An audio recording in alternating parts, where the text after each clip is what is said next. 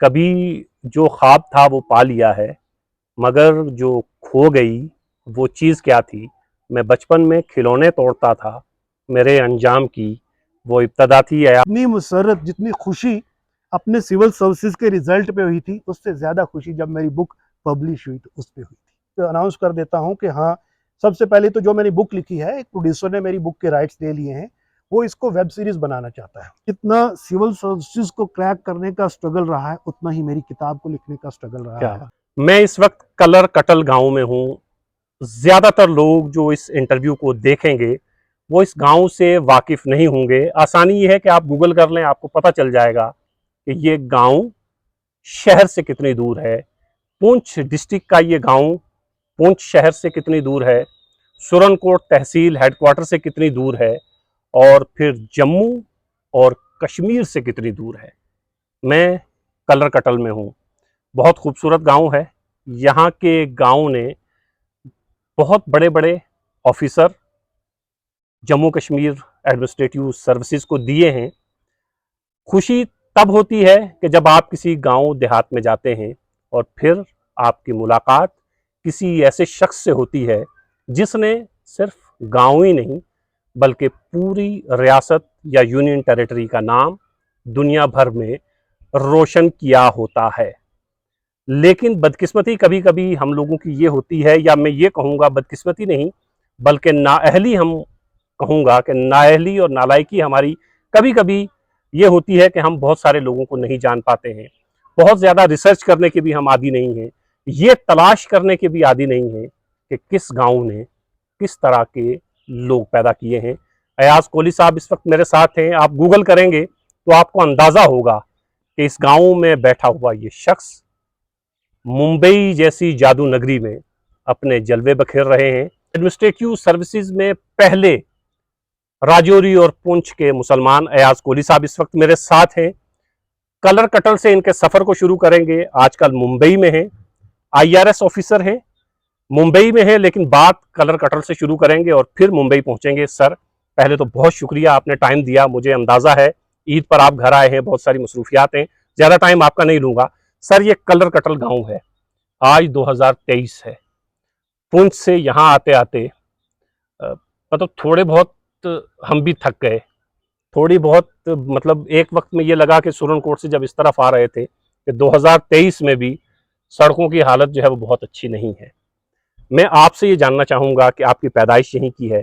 जब आपने अपना तालीमी सफ़र शुरू किया उस वक्त इसके हालात और ज़्यादा बदतर रहे होंगे, सड़क के हवाले से या और चीज़ों के हवाले से। सर, शुक्रिया आपका भी, आपका और खैर मकदम है मेरे इस विलेज में, इस गांव में। और आपने पूरी मेरा एक सफ़र जो था, और बड़ा लॉफ्टी इंट्रोडक्शन के लिए भी शुक्रिया।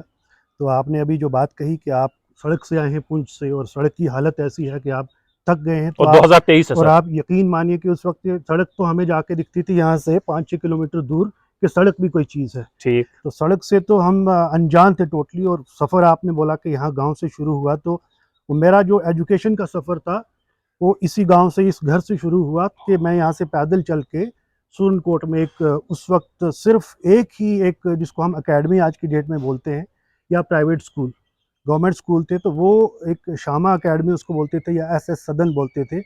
तो मेरे वालिद मोहतरम का ये एक विज़न था कि मैंने अपने बच्चों को एक अच्छी एजुकेशन देनी है। ठीक। तो मेरे बड़े भाई जो थे डॉक्टर शफाक साहब, वो उस वक्त ऑलरेडी सैनिक स्कूल में जा चुके थे। तो उन्होंने मुझे चौथी स्टैंडर्ड में वहाँ पे सुरनकोट के स्कूल में दाखिल किया। और वहाँ यहाँ से मैं जब वो यूनिफॉर्म पहन के निकलता था तो सभी लोग देखते थे, क्योंकि वैसी यूनिफॉर्म गांव में किसी ने देखी नहीं थी। एक टाई पहनी हुई है, एक ब्लैक शूज़ पहने हुए, फॉर्मल शूज़ है, पूरा एक मतलब बाबू बना के मुझे वो स्कूल भेजते थे। तो आप यकीन मानेंगे कि चौथी क्लास में जाके वो मेरी जो शामा मैडम जो प्रिंसिपल थी, उसने मेरा हाथ पकड़ के एबीसी मेरे को लिखना सिखाया था। ठीक, चौथी क्लास में। चौथी क्लास में से मेरा ये सफ़र, हालांकि तब मुझे ये नहीं मालूम था कि ये जो सफ़र है ये कहाँ तक ख़त्म होगा, इसकी कितनी लंबाई है। लेकिन वो जो पहला पड़ाव था उस सफ़र का, कि यहाँ से मुझे ये सारी दिक्कतें क्रॉस करके, और चौथी में आज की डेट में अगर मैं देखता हूँ तो मैं कमज़ोर सा बच्चा था। ठीक। और आज के बच्चे से मैं कंपेयर करूँगा तो शायद मुझे लगता था कि वो चौथी में मैं कैसे उस कद के साथ उतना बड़ा बैग उठा के, और दरिया और ये नाले और ये सारी मुसीबतें क्रॉस करके, और यहाँ से 5 किलोमीटर जाना है, वापस आना है। तो लेकिन वो मेरा विज़न नहीं था, वो मुझे उस वक्त वो मुसीबत लगती थी। लेकिन वो उनका विजन था। तो जी। सफ़र मेरा यूँ शुरू हुआ यहाँ से। जी। सर ये बताइएगा कि अगर इस गाँव की हम लोग बात करें, यहाँ से पुंछ जो है, वो तकरीबन 40 किलोमीटर तो होगा ही, और यहाँ से जम्मू का तो उस ज़माने में हम सोच भी नहीं सकते थे, या कश्मीर जाने का तो और मतलब मुमकिन ही नहीं हो पाता था, चूँकि वाया जम्मू से जाना पड़ता था।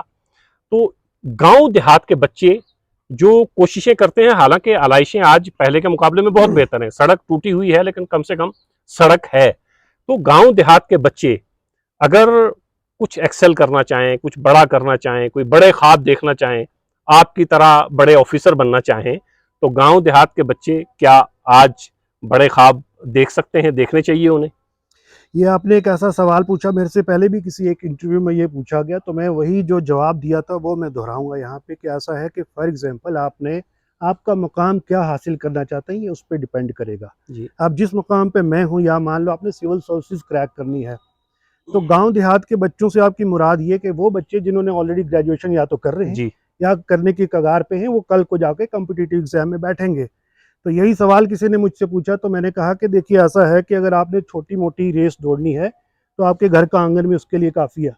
लेकिन अगर आपने ओलंपिक दौड़ना है, तो आपको स्टेडियम में जाना पड़ेगा, बिल्कुल। वो काफ़ी नहीं होगा। तो उस स्टेडियम से मेरी मुराद ये है कि जिस गाँव देहात के बच्चे ने ख्वाब कोई भी देख सकता है कितना बड़ा, लेकिन उसको ये मालूम होना चाहिए कि इस ख्वाब को देखने के लिए मेरी तैयारी कितनी बड़ी होनी चाहिए। जी। मेरे हिसाब से वो तैयारी हमारे गाँव में बहुत अच्छी बात है, अभी सड़कें हैं, कच्ची हैं, कैसी भी हैं, और आजकल तो दौर बदल गया है, इंटरनेट आ गया, इंटरनेट से आप बहुत कुछ पढ़ सकते हैं। लेकिन अभी भी मेरा ये पैगाम है, अगर आप किसी गाँव देहात के बच्चे को सिविल सर्विसेज़ अगर करनी है या बड़ा कॉम्पिटिटिव एग्ज़ाम करना है, तो उसको एक बड़ा स्टेडियम ना भी सही, कोई जिसको हम बड़ी अपनी लैंग्वेज में तल्ला बोल देते हैं, और जी। तल्ले से मेरी मुराद है जम्मू तो कम से कम चला जाए, जहाँ पे उसके साथ और भी जो दूसरे बच्चे एक सर्कल बने कि उनकी तैयारी कितनी है। आप हमेशा अपनी तैयारी अकेले बैठ के नहीं पता कर पाते। आपने जिनके साथ कॉम्पिटिशन करना है, उनके साथ आप तैयारी करेंगे। और मेरी बड़ी स्टेडियम से मुराद है दिल्ली। जो मेरे वालिदैन ने मुझे सिविल सर्विसेज़ की जब मैं तैयारी करता था, तो उन्होंने कोचिंग के लिए मुझे दिल्ली, ये भी उनका, अब आपने पूरा जंप कर दिया। मुझे नवोदय वो छोटे स्कूल से लेके पूरा एंड का जर्नी बता रहा हूँ, लेकिन मैं, क्योंकि आपका सवाल थोड़ा जंप हो गया, जी। जी। तो वो उसका नेक्स्ट मरहला था, ये भी उनका विज़न था। जैसे वो बाबू बना के यहाँ से टाई डाल के मुझे ये ऐसे सदन में डाला था, तो वैसे उन्होंने जो कोचिंग, जो आपका जो सवाल है कि उन बच्चों को ख्वाब देखना है, तो थोड़ा यहाँ से डेफ़िनेटली निकलना पड़ेगा। यहाँ वो ना तो सहूलियत है, ना वो यहाँ पे माहौल है। चलिए अब हम थोड़ा फिर पीछे की तरफ आते हैं। जी, जी। आप यहाँ से सुरनकोट जाते हैं सर। उस ज़माने में जो अकेडमी, जिसको आजकल हम अकेडमी बोलते हैं, तो वो एक ही सुरनकोट में थी, तो आपने वहाँ तालीम हासिल की। उसके बाद थोड़ा अपने सफ़र के बताइएगा, वहाँ से लेके एक सिविल सर्वेंट, जी। आईएएस का जी, एग्ज़ाम जी। क्वालिफ़ाई करने तक का जी। सफ़र बताइएगा तो सर। चलिए उसको मैं ब्रीफ़ली आपको बता दूँ कि वो जब सफ़र यूँ शुरू हुआ, तो अब ये एक बड़ी लंबी कहानी है, बट मैं ब्रीफ़ली आप उसको ये जी। बता दूँ कि उसके बाद मेरा सैनिक स्कूल में जाना तय था, क्योंकि मेरे बड़े बड़े भाई। ब्रदर डॉक्टर शफ़ाक़ साहब वो सैनिक स्कूल में थे।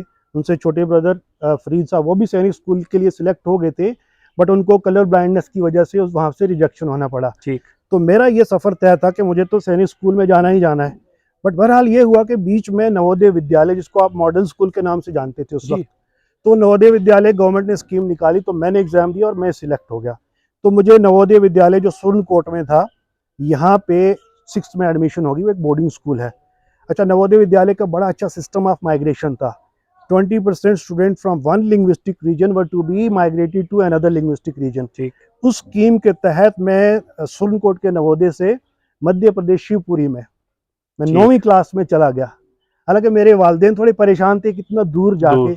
अब ये मैं बताऊँ कि ये वो दौर था कि जब जम्मू कश्मीर के हालात भी थोड़े ख़राब थे, और यहाँ के लोगों का अच्छा, बाहर के लोगों पे अच्छा इंप्रेशन नहीं था। नहीं था। लेकिन वो जो कल्चरल एक्सपोज़र हुआ, मैं समझता हूँ कि जो मेरी इंटेलेक्ट जो बढ़ाई है, वो उस एक्सपोज़र ने बढ़ाई है। तो मेरे, ये कहते हैं ना, एक आप अगर कुछ चॉइस, कुछ ख्वाहिश करो ज़िंदगी में, तो कायनात की सारी ताकतें एक कॉन्स्पिरेसी करती हैं आपको। मेरे इस मुकाम पे पहुँचाने में मैं समझता हूँ, वो जो माइग्रेशन होना मेरी, या वो नवोदय में जाना, वो भी एक बड़ा ही ज़रूरी स्टेप था। जी। तो वहाँ से मैंने बहरहाल मैट्रिक के बाद वो दोबारा, मैं पढ़ाई में अच्छा था वहाँ पे, तो मैं साइंस में ली वहाँ पे। तो फिर जम्मू एक सांबा में सेम नवोदय था, वहाँ से मैंने 12th करने के बाद मैंने इंजीनियरिंग करी, और मेरी जो इंजीनियरिंग में जो मेरी एंट्री हुई, तो उसके बाद ऐसा होता है कि एक बच्चा जो पूरी लाइफ में हॉस्टल में रहा हो और उसको आज़ादी मिल जाए, वसत तो वो गलत रास्ते में निकल जाता है।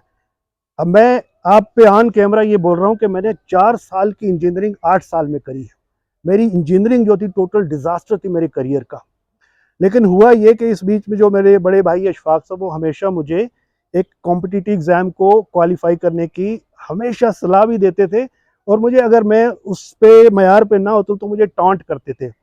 और इनका सैनिक स्कूल में एक बैचमेट था जिसका नाम था साकिब, तो और एक था गुलशन बाबरा। हमेशा उनकी एग्जांपल देते कि भाई गुलशन बाबरा आज की डेट में आईआईटी कर गया, तू क्या कर रहा है। अब मेरे एक कैरेक्टर इन्होंने मुझे इन्वेंट करके दे दिया कि गुलशन बाबरा जो है मेरा बेंचमार्क है, वो जो करता है मुझे वो करना पड़ेगा। अब अगले साल गुलशन बाबरा पता चला इंडियन इंजीनियरिंग सर्विसेज कर गया, और मैं कहाँ हूँ, मैं तो फेल हूँ इंजीनियरिंग कॉलेज में। उसके अगले साल गुलशन बाबरा जो है वो आईएएस कर गया। तो हम ये पूरी कहानियां सुन सुन के इन्होंने मुझे तैयार कर रखा था कि तुम्हारी मंजिल वो है। लेकिन ये जब मैंने आपको बताया कि जो मेरे इंजीनियरिंग कॉलेज का जो डिज़ास्टर हुआ, तो मेरे वालिद साहब यूनिवर्सिटी गए, और यूनिवर्सिटी में उन्होंने मेरे मार्कशीट निकाली कि देखता हूँ भाई इतना टाइम हो गया, इसकी इंजीनियरिंग की डिग्री कहाँ पे है। तो तब जाके इनको पता चला कि मेरे कितने सब्जेक्ट बैकलॉग हैं।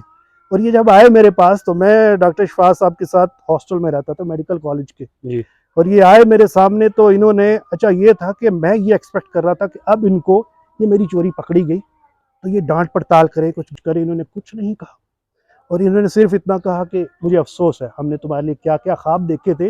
मतलब मैं मफहूम बता रहा हूँ जो उनका जी जी कहने का, जी एग्जैक्टली शायद ये जी वर्ड ना रहे होंगे कि, लेकिन I have no expectations from you, और इतना कह के ये चले गए। बट मेरे दिल में ये बात बहुत खटकी कि डांट दिया होता, थप्पड़ मार दिया होता, कुछ कहा होता, कहा क्यों नहीं। अच्छा, उसके बाद फिर मैंने उस वक्त ये मैंने अपना माइंड बनाया कि मुझे पढ़ाई करनी है। अब मैंने बहुत मस्ती मार ली, मैंने पढ़ाई करनी है। और जब मैंने उस वक्त से ये पढ़ाई शुरू की, इंजीनियरिंग भी मैंने फिनिश की, और उसके बाद मेरे बड़े ब्रदर हैं फरीद साहब, उन्होंने स्पॉन्सर किया, अशफाक साहब ने किया, डॉक्टर कमर ने किया कि आप जाइए। उनको मुझ में जो पोटेंशियल दिखता था, मुझे नहीं दिखता था उस वक्त, सिविल सर्विसेज में कर सकता हूँ, मुझे अपने आप पे यकीन नहीं था। लेकिन उन्होंने सपोर्ट किया, और मुझे डर था। डर इस बात का था कि इस एरिया से आज तक किसी ने सिविल सर्विसेज तो की नहीं, बड़ी टफ चीज़ है, हमारे मयार की नहीं है। तो लेकिन जब जाके बैठा, वो जो पहला सवाल था ना आपका कि किसी बच्चे को अगर ख्वाब देखना है क्या करे, वो मैं उठ के इस तल्ले से उठ के वो मैदान एक स्टेडियम में चला गया, और दिल्ली जो कोचिंग था, तो वहाँ मुझे पता चला कि जो बाकी लोग मेरे साथ कोचिंग करेंगे बहुत कोई हाई फाई नहीं, बहुत ब्रिलियंट नहीं है, कुछ पढ़ाई नहीं की, मैं कर सकता हूँ। तो थोड़ा थोड़ा ये अतमाद आता गया, पहली अटैम्प्ट में, दूसरी अटैम्प्ट में, और थर्ड अटैम्प्ट में, फाइनली आई डिड इट। जी तो ये मेरा एक ब्रीफ मैंने आपको सर, ये बताइएगा, ये जो अभी आपने जवाब दिया, इसी में से एक सवाल आप ये बताइएगा। आपने कहा कि आपने 4 साल की इंजीनियरिंग 8 साल में की, जी और फिर उसके बाद आपने हिंदुस्तान का सबसे मुश्किल समझा जाने वाला जी इम्तहान पास किया। जी जी अगर कोई बच्चा किसी वजह से ज़रा डिट्रैक हो जाए, जी फिर वो रास्ते पे आना चाहे तो वो आ सकता है, बस लगन, मेहनत और कोशिश।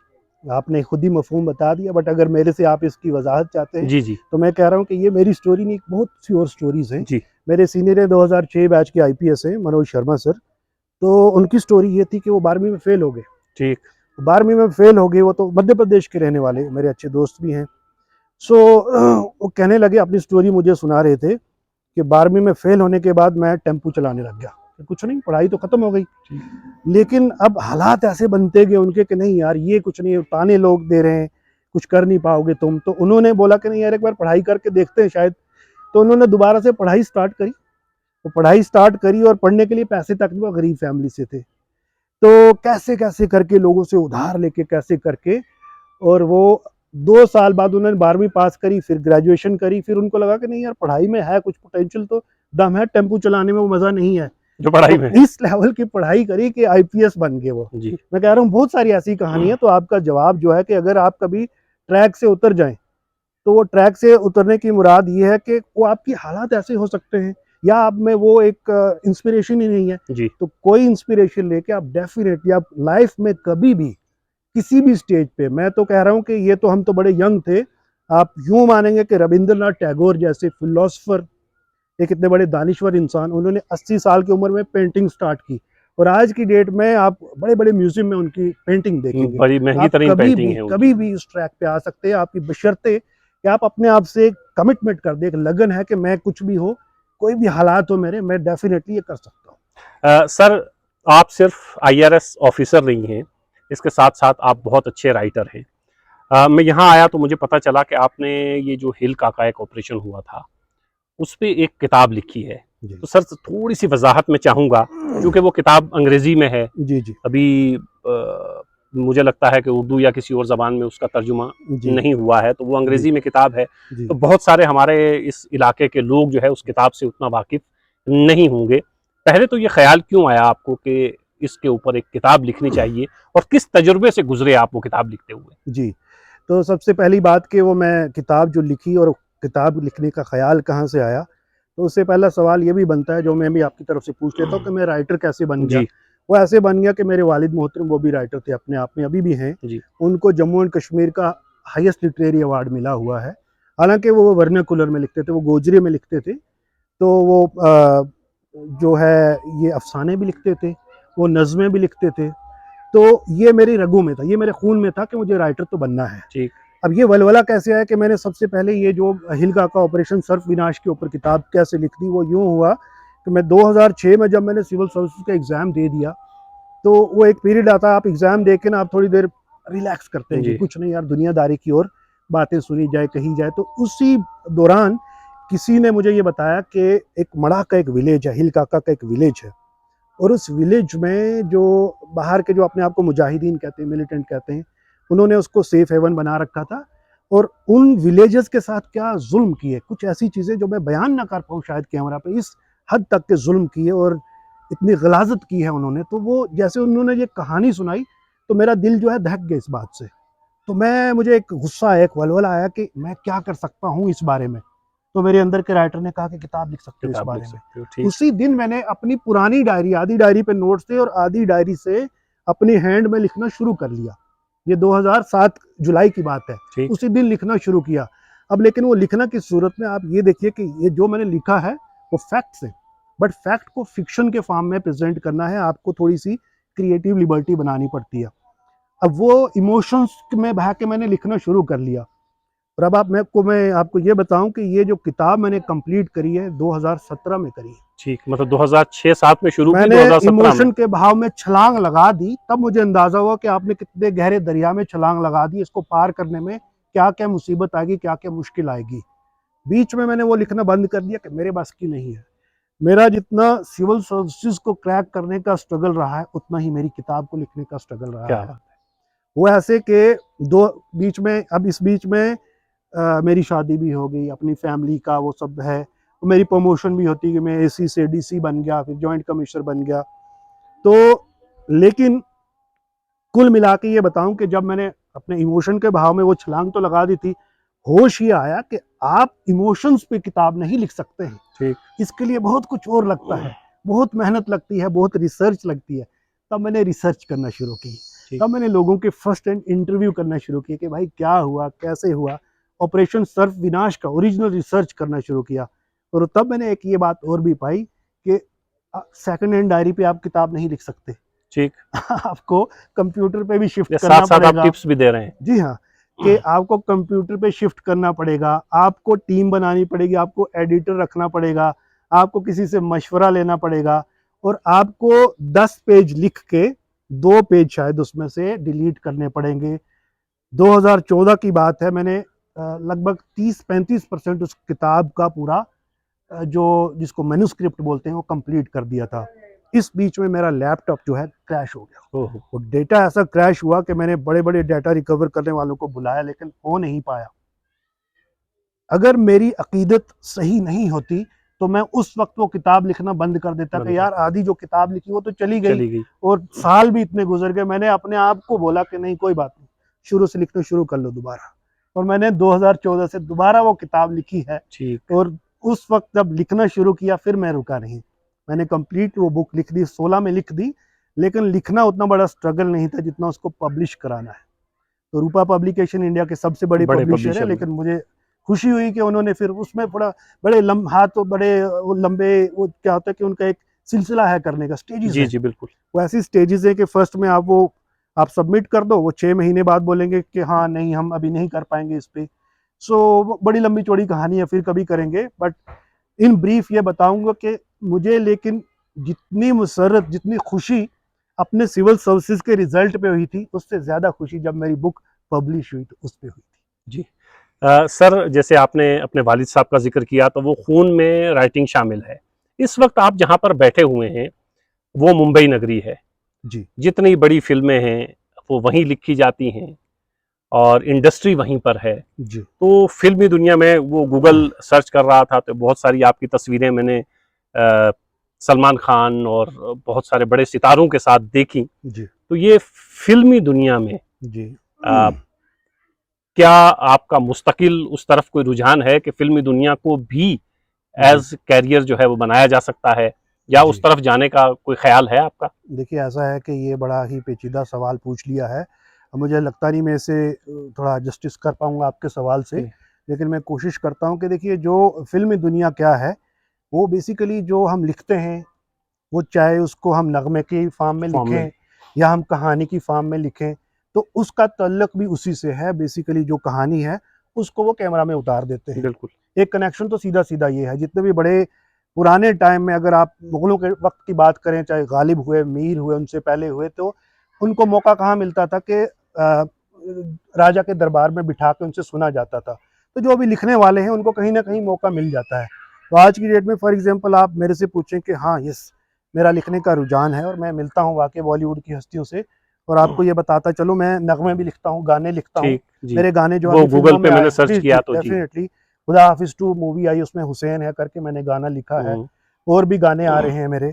उसके बाद मैं अभी देखो क्या होता है कि ये बुक लिखना एक डिफरेंट चीज़ है, लेकिन फ़िल्मी दुनिया में जिसको बोलते हैं हम स्क्रीन प्ले या स्क्रिप्ट, उसका फ़ॉर्मेट ही टोटल बिल्कुल डिफरेंट अलग है। है। जी, तो आज की डेट में चलिए आपकी वो मैं एक अनाउंस कर देता हूँ कि हाँ, सबसे पहले तो जो मैंने बुक लिखी है, एक प्रोड्यूसर ने मेरी बुक के राइट्स ले लिए हैं, वो इसको वेब सीरीज़ बनाना चाहता है। क्या बात है। दूसरी बात ये है कि और भी मेरे साथ प्रोड्यूसर जो हैं जुड़े हुए हैं, तो 1-2 फ़िल्मों पे अपना प्रोजेक्ट चल रहा है कि जिसमें मैं जो है अपनी स्टोरी दूँगा, और हो सकता है अगर मौका मिले मुझे, और शायद वक़्त ना मिले, मौका मिले, तो हो सकता है मैं उसमें डायरेक्शन भी करूँ। तो इस लिहाज़ से मैं उस पे रिसर्च भी करता रहता हूँ। अब लेकिन दोबारा ये वही स्ट्रगल है जो मैंने अपनी किताब को लिखने का कहा कि आप इमोशनल के बेसिस पे खाली कुछ काम नहीं कर नहीं पाते। बस। आपको ओरिजिनल रिसर्च करनी पड़ती है, आपको लोगों के साथ उठना-बैठना पड़ता है, उनसे मालूमात, उनसे एजुकेट करना पड़ता है अपने आप को। मैं सिविल सर्विसेज़ की फ़ील्ड में आज 16 साल लगा चुका हूँ, तो कोई मुझे सिविल सर्विसेज़ की तैयारी का बताएगा तो मैं उसको हूबहू बताऊँगा कैसे, लेकिन वहाँ पे मैं स्टूडेंट हूँ अभी। तो देखते हैं इन फ्यूचर, मैं अभी कुछ मतलब खुद ही श्योर नहीं हूँ इस बारे में, बट देखते हैं जैसा फ्यूचर में क्या लिखा होगा, वैसे ही बताया जाएगा। सर, इंडस्ट्री के कुछ लोगों के साथ मेरे भी मरासिम रहे हैं, जैसे जावेद साहब हैं, शबाना आज़मी हैं, टॉम ऑल्टर हैं, बहुत सारे लोगों के, इरफान खान थे। तो बहुत सारे लोगों के इंटरव्यूज़ करने का भी मुझे मौका मिला। आपने किताब लिखी, आप राइटर हैं, लेकिन फ़िल्म में जैसे जावेद साहब बार-बार कहा करते हैं कि फ़िल्म में तो आपको बिल्कुल सिचुएशन पे चीज़ लिखनी है। जी, तो वो आज़ादी जो आपको अपनी किताब लिखने में या कोई गज़ल, नज़्म लिखने में जी, हासिल है, वो फ़िल्म में जाके थोड़ी-सी महदूद हो जाती है। एक सिचुएशन है, जी, उस सिचुएशन में आपको गीत लिखना है। जी। उस सिचुएशन के लिए आप तैयार हैं पूरी तरह? जी, बहुत अच्छा सवाल पूछा आपने, क्योंकि काफ़ी लोग, क्योंकि आप उनसे मिले हैं और आपको ये डिटेल्स मालूम है। तो मैं किसी प्रोड्यूसर के साथ बैठा हुआ था, तो उसने कहा कि ये गाना बनाना है। अच्छा, ये गाना अभी आपने, चलिए इसमें थोड़ा मैं ऐड कर देता हूँ, जो हुसैन है गाना लिखा, तो उसकी फ़िल्म स्टोरी ये थी कि एक बच्ची थी, कोई नाबालिग बच्ची 12-13 साल की, उसके साथ गलत हो गया, उसका कत्ल हो गया, तो उसके बाप ने बदला लेना था। ठीक। अब माहौल आप कंट्री में ऐसा चल रहा है कि हम वो मुस्लिम फैमिली दिखाई है। तो वो ये चाहता था कि कोई गाना, कोई लाइन, जो फारूक कबीर जो डायरेक्टर है मूवी के, तो वो मेरे पास बैठे, तो हम जब स्टूडियो में बैठ के बातचीत कर रहे थे, तो उसने कहा कि ये जी सिचुएशन ऐसी है, इसमें ये लिखना है, आप क्या लिख पाएँगे? मैंने कहा अगर मैं नहीं लिख पाया, तो मैं फिर राइटर नहीं हूँ। ठीक। आप मुझे सिचुएशन दीजिए, मैं लिख के दूँगा। हुँ, तो जो मैंने लाइनें उसको लिख के दी, तो उसने मुझे फ़ोन करके पूरी सुनाई, और वो इतना दंग रह गया कि मेरे ज़हन में ये बातें थी, लेकिन जो अल्फ़ाज़ जैसे आपने पिरोया है उसने, हुँ, हुँ। ऐसा लगता है कि आपने मेरे ज़हन से कोई डोर खींच के बाहर निकाल क्या के रख बात दी है! है। वाह! तो अब जब आप गाना सुनेंगे उसमें, उसमें एक लाइन है कि मासूमियत के कातिलों का आज होगा खात्मा, हम बेटियों की ढाल हैं सीता हो या हो फातिमा। तो जब मैंने ये लाइन उसको सुना दी कि इसमें सेक्युलर है और ये सारा मतलब एक जो उसका पूरा जो मूवी का जो मफहूम है वो आपने इस लाइन से बयान कर दिया। He was so happy with me. तो डेफिनेटली मतलब वहाँ पे वो टोटल सिचुएशन आपको दी जाती है और उनको हर चीज़ क्योंकि कमर्शियल बनाना होती है। जी जी बिल्कुल। यहाँ हम जब बुक लिखते हैं तो मेरे वो इमोशंस है या मेरे खुद के एक्सपीरियंस है, वहाँ पे कमर्शियल बनाने के लिए कई बार थोड़ा अपना मयार नीचे भी करना पड़ता है। मैं आपको एक जल्दी से और भी बता दूं, एक मीत ब्रदर्स करके वहाँ पे बहुत बड़े फेमस म्यूजिक डायरेक्टर हैं, चिट्टियाँ कलाइयाँ वे वाले गाने वाले। तो उनके स्टूडियो में मैं बैठा था तो मैं कुछ लिख के ले गया था। मैंने कहा भाई नगमे लिखने हैं मैंने, तो मैं कुछ सुनाता हूँ आपको। बोले सर आप सुनाइए। अच्छा क्या है कि हमें मिलना जुलना उनसे आसान हो जाता है, जो हमारा रैंक है कोई दिक्कत नहीं है मिलने की। तो मैंने 3-4 अपने जो नगमे लिखे हुए थे, तो मेरी तरफ देख के जो मनमीत सिंह है उनका बोलने लगा कि सर आपका स्टैंडर्ड यहाँ है, हमें वहाँ नहीं चाहिए, हमें यहाँ चाहिए, बॉलीवुड है।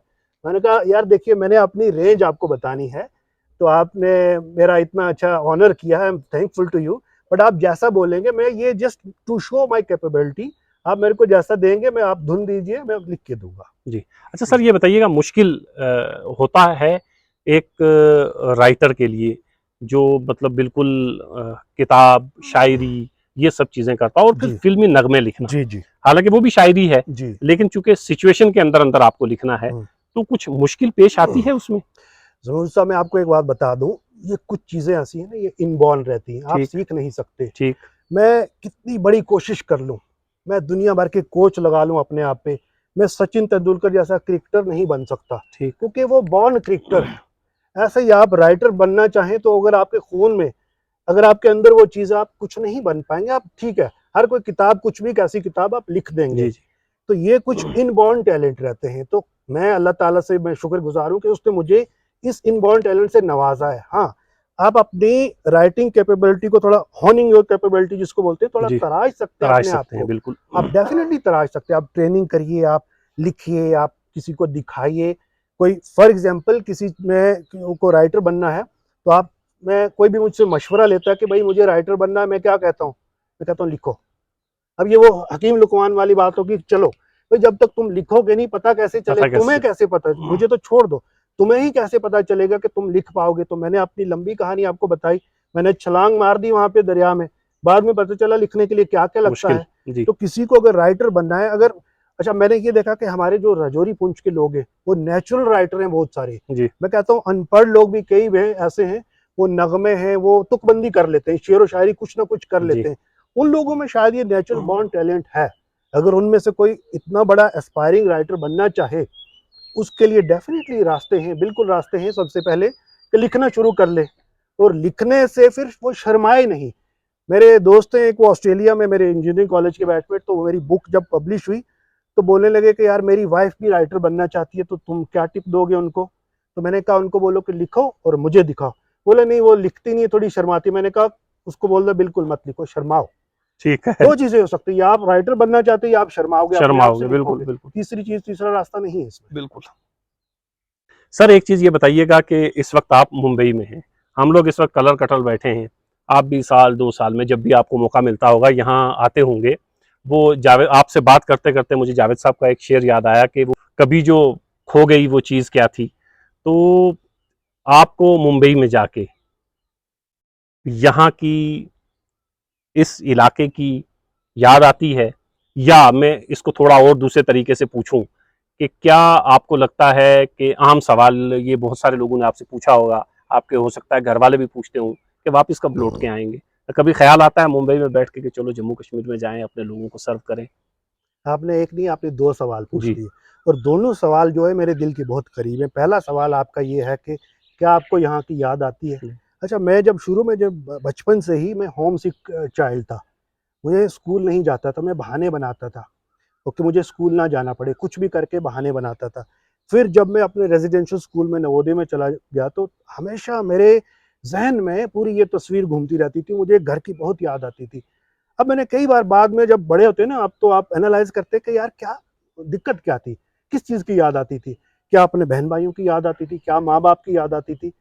मैं कहता हूँ बिल्कुल डेफिनेटली उनकी आती थी, लेकिन हकीकत ये है, सच्चाई ये है, मुझे इस माहौल की, इस घर की, इस मिट्टी इस की नक्शे की याद आती थी। क्या बात। डेफिनेटली वो याद आती है, और वो आज भी आती है। अगर आज भी कई बार अपने अब्बू से बात करता हूँ फ़ोन पे, तो मैं कहता हूँ एक बार वीडियो कॉल करो, ज़रा कैमरा घुमा के दिखाओ, वहाँ पे मक्की की फसल उगी होगी या क्या है आगे पीछे।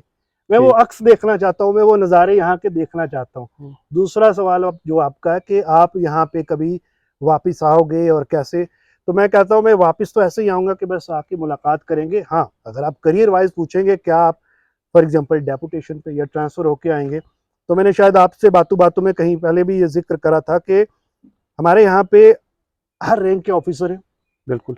डॉक्टर हैं, इंजीनियर हैं, केएस अफसर हैं, आप गिनती नहीं कर सकते। आज की डेट में माशाल्लाह से आईएएस, आईपीएस, आईआरएस सारे लोग जम्मू कश्मीर में हैं, अपने लोग हैं।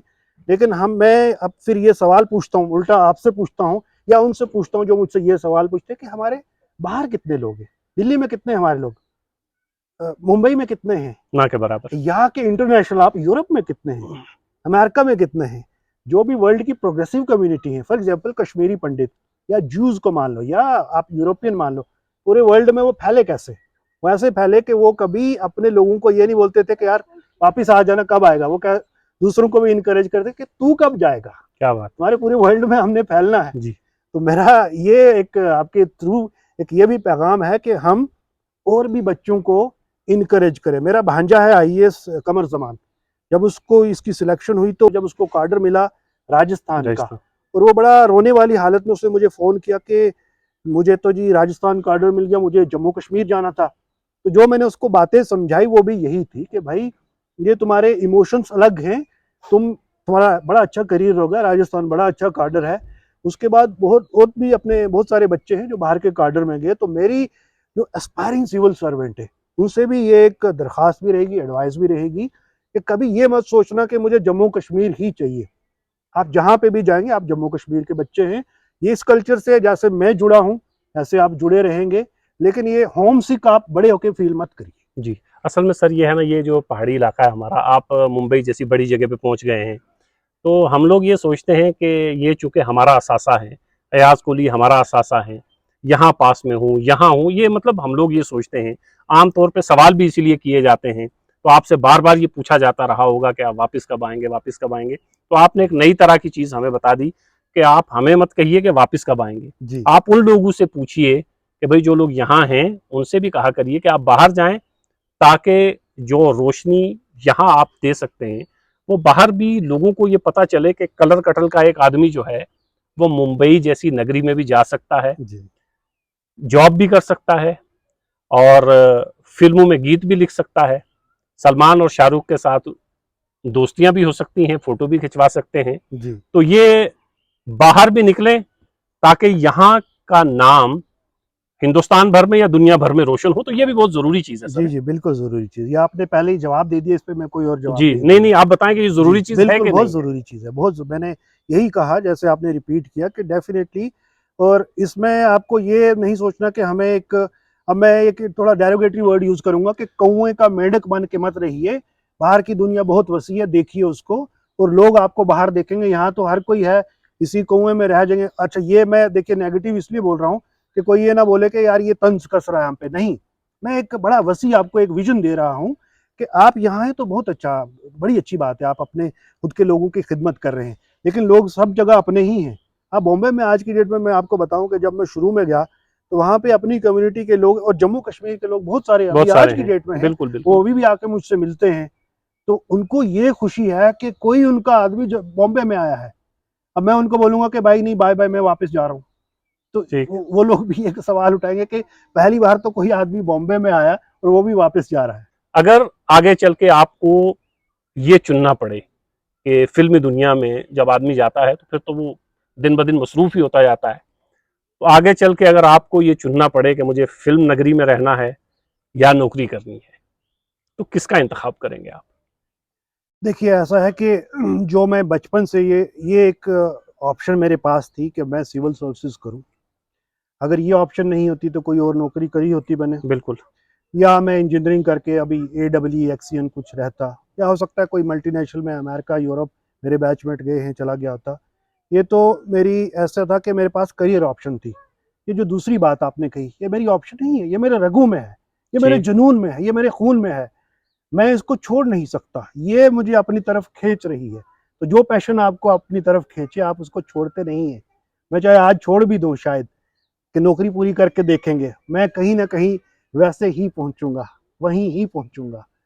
कहते हैं कि आप जिस चीज़ को, किसी चीज़ की ख़्वाहिश आपके अंदर है, तो मैंने पहले भी कहा कि पूरी कायनात लग कायनात जाती है आपको उससे कॉन्स्पिरेसी मिलाने में। करने में कि आप उसको मिल के रहेंगे। हम्म, तो ये सवाल का जवाब तो बड़ा क्लियर है कि मैं डेफ़िनेटली बॉलीवुड से तो मैं जुड़ा ही रहूँगा, उसमें कोई शक की बात नहीं है। बस मेरी खुद से दुआ है कि भई ऐसा मेरे सामने कोई ऐसा एक वसवसा ना आ जाए कि मुझे चूज़ करना दोनों पड़े में कि से मैं क्या किसी एक करूँ? का इंतखाब, तो जी, दोनों चीजें बैक वक्त आप कर भी रहे हैं जी, और की भी जा सकती। जावेद अख्तर का एक शेर है जिसका एक मिसरा मुझे उस वक्त भूल गया था कि कभी जो ख्वाब था वो पा लिया है, मगर जो खो गई वो चीज़ क्या थी। मैं बचपन में खिलौने तोड़ता था, मेरे अंजाम की वो इब्तदा थी। अयाज कोहली साहब क्या बात! इस वक्त क्या बात! मुंबई में हैं। ये कलर कटल है, 1000 से जाहिद मील का फासला है। और उस ज़माने में, जिस ज़माने में इन्होंने यहाँ से तालीम हासिल करना शुरू की, इन्होंने बताया कि स्कूल कैसे गए। आज घर घर में सड़कें पहुँच गई हैं, जैसी कैसी भी हैं, कम से कम सड़कें हैं। स्कूल सुरनकोट में एक प्राइवेट एकेडमी थी, आज तो आप गिन भी नहीं पाएंगे कि सुरनकोट जैसी जगह पर भी बेशुमार प्राइवेट स्कूल हैं। सरकारी स्कूल तो पहले भी थे और अब भी हैं।